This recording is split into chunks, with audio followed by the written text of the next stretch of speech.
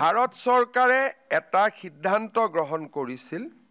যে 25 বছৰ কাম কৰি থকা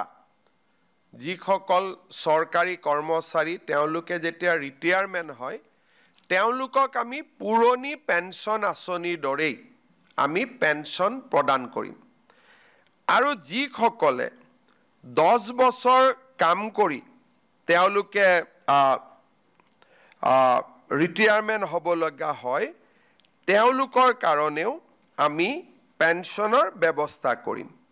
আৰু পেনশনৰ লগতে তেওঁলোকে ডিএ আদিও লাভ কৰিব আৰু এই নতুন স্কিমটোৰ নাম দিছিলে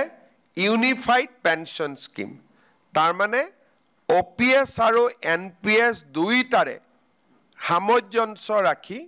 ভাৰত চৰকাৰে চৰকাৰী কৰ্মচাৰীসকলক নিশ্চিতভাৱে পেনশন প্ৰদান কৰিবলৈ ইউনিফাইড পেনশন স্কিম আৰম্ভ কৰিছিল দেশৰ 4খন ৰাজ্যই ইউনিফাইড পেনশন স্কিম এতিয়ালৈকে গ্ৰহণ কৰিছে আজি আমাৰ ৰাজ্য চৰকাৰেও এই ইউনিফাইড পেনশন স্কিম অসমৰ চৰকাৰী কৰ্মচাৰীসকলৰ বাবে এডপ্ট কৰে ইয়াৰ ফলত ৰাজ্যত বহু দিনৰ পৰা চলি থকা এনপিএছ আৰু ওপিএছৰ বিতৰ্ক সামৰণি পৰিব যিসকলে এনপিএছত থাকিব খোজে বিশেষকৈ যিসকল ডেকা লৰা নতুনকৈ নিযুক্তি হৈছে তেওঁলোকে এনপিএছতে বেনিফিট বেছিকৈ পাব ইউপিএছত কৈও কিন্তু আমি দুইটা অপচন তেওঁলোকৰ বাবে খুলি দিছো যে তেওঁলোকে নিজে বিচাৰিলে এনপিএছতো থাকিব পাৰিব বা তেওঁলোকে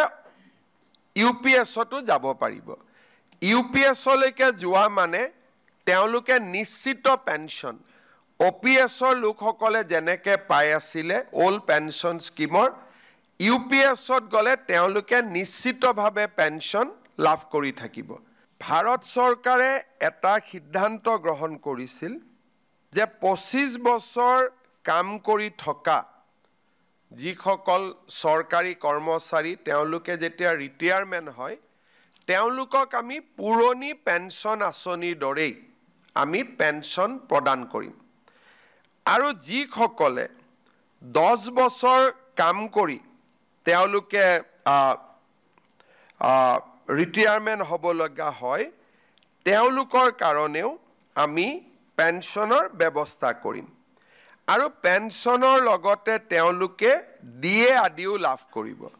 আৰু এই নতুন স্কিমটোৰ নাম দিছিলে ইউনিফাইড পেনশন স্কিম তাৰ মানে